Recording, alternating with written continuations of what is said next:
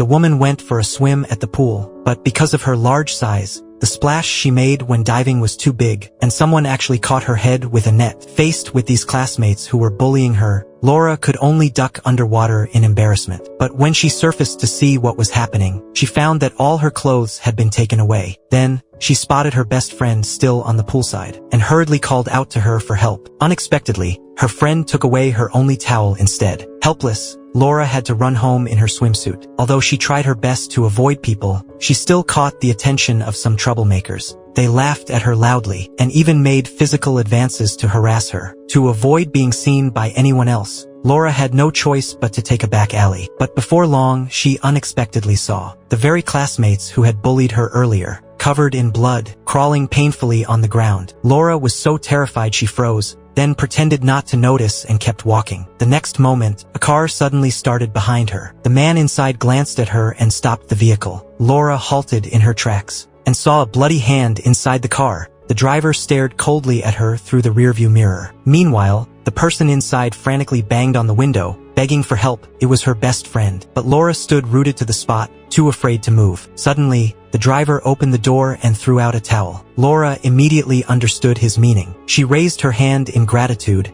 and the driver drove away. All that remained was her best friend's screams echoing in the air. Laura wrapped herself in the towel and ran home. This brilliant short film is called Surdata.